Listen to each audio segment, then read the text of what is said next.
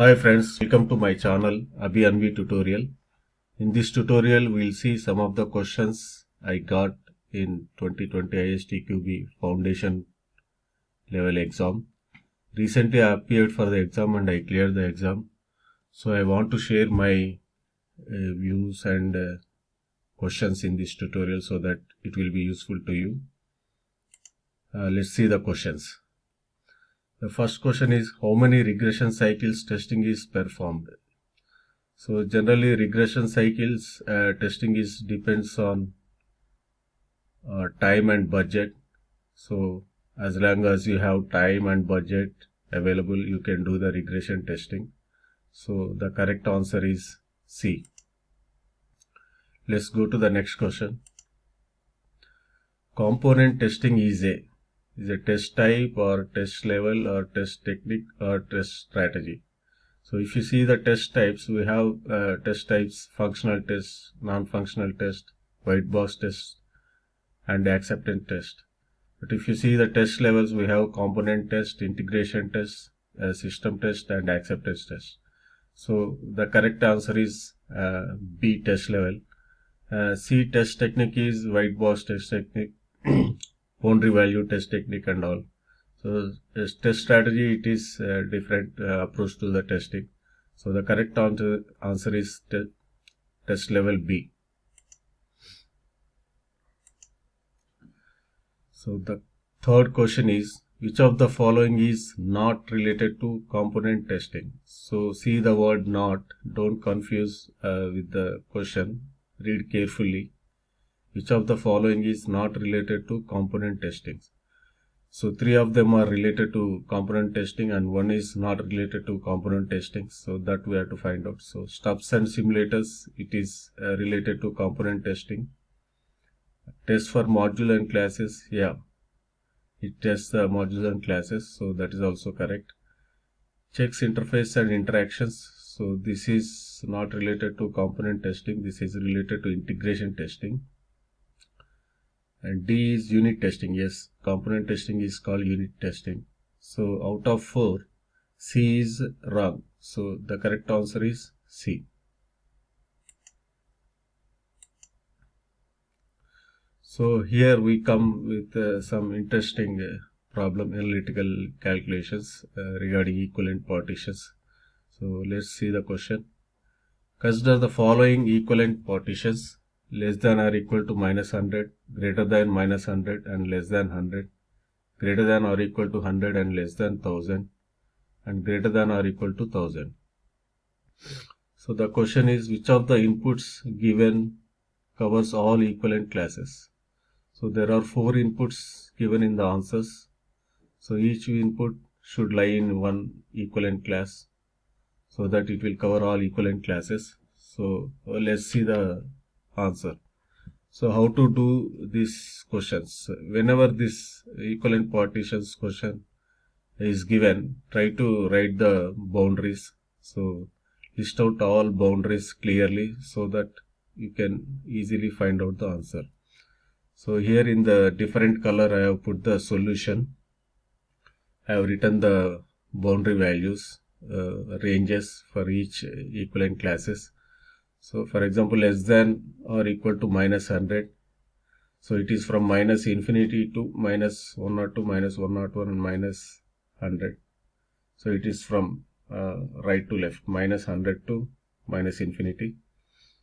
Greater than -100 and less than 100, it is -99, -98 up to 0 and again 1 to 99.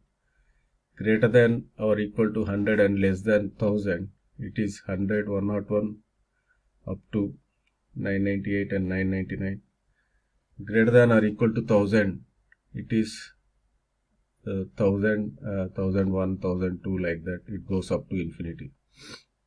So let's see the answers. The first option is -99, 0, 100, 1000. So if you see the -99, it is second class, 0 is also a second class, 100 is third class, and 1000 is fourth class. So there is no value from the first class, only 3 values are covered. First class is not covered.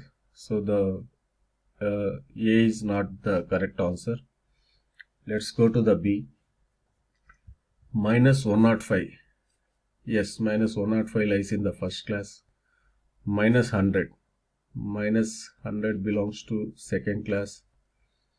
998. 998 belongs to third class. 1005. 1005 belongs to fourth class.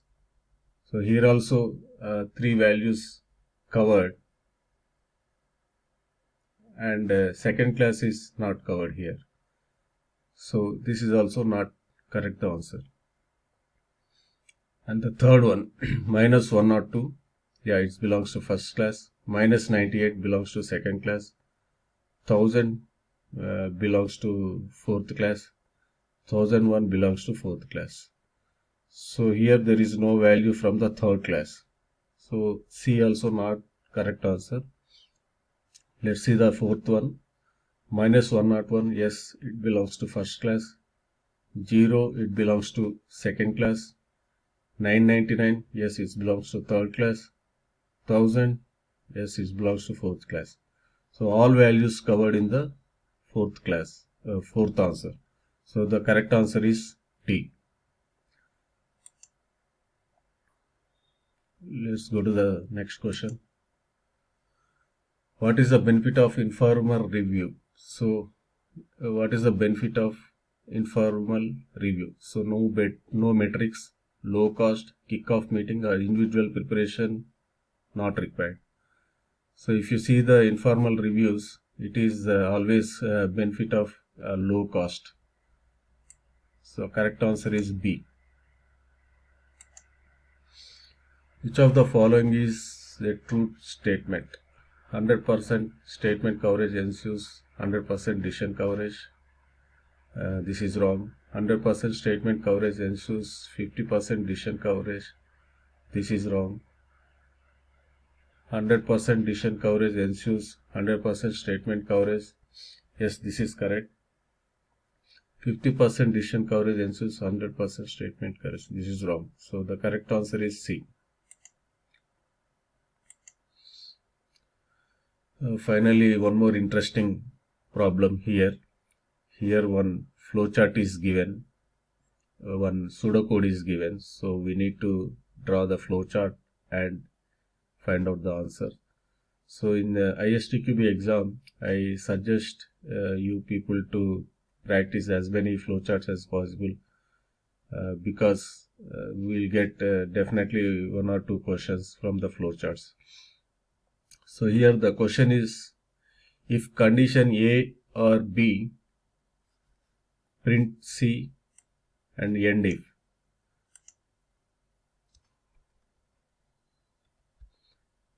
So your question is, how many test cases are required for 100% statement coverage? Now, whenever pseudocode is given, try to draw the flowchart. So the flowchart is drawn, start and if condition, then print C and end if, and there is no else condition, so draw from here to here. So if you see the statements, all boxes, one test case is enough to cover all these statement boxes. So the correct answer is 1. And we have one more trick to do this question.